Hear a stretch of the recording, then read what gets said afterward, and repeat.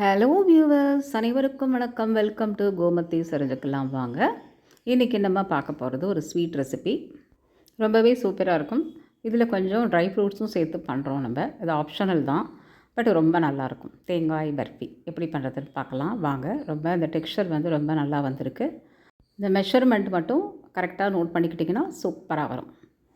நான் வந்து 2 தேங்காவை துருவி எடுத்து வச்சுருக்கேன். இதை வந்து நம்ம மெஷர் பண்ணிக்கலாம். எப்போதுமே வந்து இந்த அளவுகள் வந்து மெஷர் பண்ணி போடும்பொழுது நம்மளுக்கு ஏமாற்றாமல் இருக்கும். அதனால் நம்ம ஒரு பெரிய பவுல் எடுத்துட்டு ஏதாவது ஒரு கிண்ணத்தை வச்சு அளந்துக்கோங்க, எதுனாலும் பரவாயில்ல. நான் துருவின தேங்காய் வந்து எனக்கு 4 கப்பு வந்திருக்கு. ஸோ இது இப்படியே இருக்கட்டும். இந்த 4 கப்பு தேங்காய்க்கு 2 கப்பு சுகர். இப்போ ட்ரெடிஷ்னலாக வந்து நம்ம தேங்காய் பர்ஃபினா ஒயிட் சுகரில் தான் பண்ணுவோம். இதை நான் வெல்லத்துலேயோ நாட்டு சர்க்கரையிலையோ பண்ணினதில்லை இது வரைக்கும். So I am also following the same. நம்ம பெரியவங்கெல்லாம் எப்படி பண்ணுவாங்களோ. ஸோ இது 2 கப்பு எடுக்கிறேன். 4 கப்பு தேங்காய்க்கு 2 கப்பு சுகர், அரை கப்பு அதே கப்பில் தண்ணி ஊற்றி வச்சுக்கோங்க.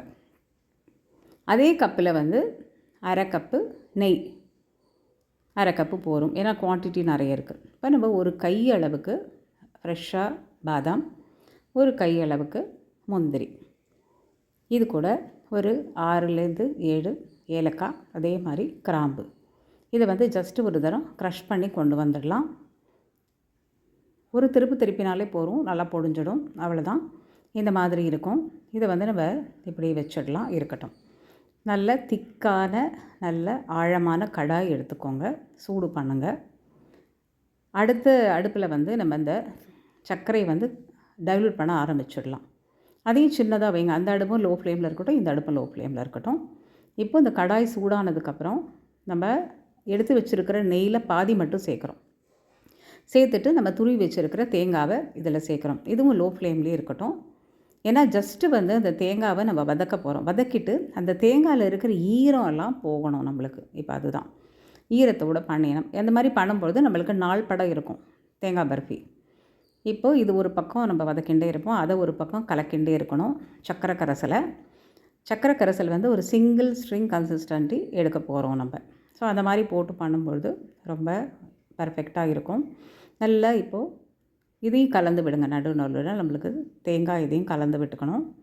இது ரெண்டையும் மாறி மாறி பண்ணிகிட்டே இருக்கணும். பண்ணும்போது நம்மளுக்கு சைமல்டேனியஸாக ரெடி ஆகிடும். ஸோ தட் எதுவும் வெயிட் பண்ண வேண்டாம். அந்த சூட்டோடையே தேங்காய் சூட்டோடையே நம்ம வந்து இதில் போட்டுக்கலாம். இப்போ பாருங்கள், நல்லா ப்ரௌனாக எடுத்து ஈரெல்லாம் உறிஞ்சிடுது. இதுவும் நல்லா கொதிக்க ஆரம்பிச்சிடுது. இப்போ நம்ம தண்ணி தொட்டு பார்க்கலாம். ஒரு சிங்கிள் ஸ்ட்ரிங் வந்தால் போதும். அடுப்பு ஆஃப் பண்ணிட்டோம். இப்போ பாருங்கள், இது நல்லா சைடெல்லாம் ப்ரௌனாக ஆக ஆரம்பிச்சிடுது தேங்காய். ஸோ நம்ம அடுப்பை அப்படியே சின்னதாகவே வச்சுட்டு இந்த சர்க்கரை கரைசலை சிங்கிள் ஸ்ட்ரிங்கு கன்சிஸ்டன்சியில் எடுத்தோம்லே உடனே இதுக்கு ட்ரான்ஸ்ஃபர் பண்ணிவிடுங்க. கொதிக்க ஆரம்பிக்கும். ஜஸ்ட்டு மிக்ஸ் பண்ணுங்கள். மிக்ஸ் பண்ணிவிட்டு நம்ம பொடிச்சு வச்சுருக்கிற அந்த ட்ரை ஃப்ரூட்ஸ் பவுடர் அதையும் சேர்த்துடுறோம். இதையும் போட்டு நல்லா கலந்து விடுங்க.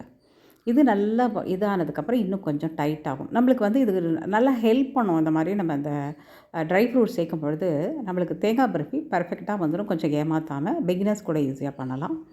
மிச்சம் நெய்யை இதில் சேர்த்துடுங்க. இதெல்லாம் சேர்த்து நம்மளுக்கு நல்லா கொஞ்சம் திக்காகும் பொழுது அந்த கடைசியாக நம்ம பாதி நெய் வச்சோம் இல்லையா, அதையும் எடுத்தோம். இப்போ இன்னும் நல்லா டைட்டாகி இந்த ஈரெல்லாம் உறிஞ்சு கடாயில் ஒட்டாமல் சுருண்டு வரும். ஸோ இதுதான் பதம். இப்போது நம்ம ஒரு ட்ரேவோ தட்டோ நல்லா நெய்யை தடவி எடுத்து வச்சுருக்கணும் முன்னாடியே. அதில் வந்து அப்படியே போட்டுற வேண்டியது தான். பாருங்கள், கடாயில் கொஞ்சம் கூட இருக்காது, ஒட்டாமல் சூப்பராக இருக்கும். இந்த ப்ரெஸ்டீஜ் கடாய் வந்து ரொம்பவே அருமையாக இருக்குது. இல்லைனா நல்லா திக்கான கல் சட்டி, தட் இஸ் அந்த கல்கத்தா சட்டி, அந்த மாதிரி வச்சு பண்ணலாம். நல்லா ஈவனாக ஸ்ப்ரெட் பண்ணிவிடுங்க. கொஞ்சம் ஆறட்டும். கொஞ்சம் ஈரமாக சூடாக இருக்கும் பொழுது நம்ம பீசஸ் போட்டு வச்சிடலாம். ஸோ தட் அப்புறம் எடுக்கிறதுக்கு ஈஸியாக இருக்கும். அவ்வளோதான். இது வந்து கம்ப்ளீட்டாக ஆறணும். நிறைய பண்ணியிருக்கிறதுனால கொஞ்சம் டைம் ஆகும். நல்லா ஆறினதுக்கப்புறம் நீ கத்தி வச்சு எடுத்திங்கன்னா ஈஸியாக வந்துடும். ரொம்பவே நல்லாயிருக்கும். இது வந்து 1 வாரம் 10 நாள் 15 நாள் ஆனால் கூட கெடாமல் இருக்கும். இந்த மாதிரி பண்ணும்பொழுது கண்டிப்பாக ட்ரை பண்ணி பாருங்கள். சேனல் ஃபஸ்ட் டைம் பார்க்குறீங்கனாக்கா சப்ஸ்கிரைப் பண்ணிக்கோங்க. ஃபேஸ்புக்கில் பார்த்தா ஃபாலோ பண்ணிக்கோங்க. உங்களுக்கு பிடிச்சிருந்ததுன்னா லைக் பண்ணுங்கள், ஷேர் பண்ணுங்கள். எல்லோரும் ஆரோக்கியமாக இருங்க, ஹாப்பியாக இருங்க. உணவே மருந்து. Health is well. Stay healthy viewers. Thanks for வாட்சிங்.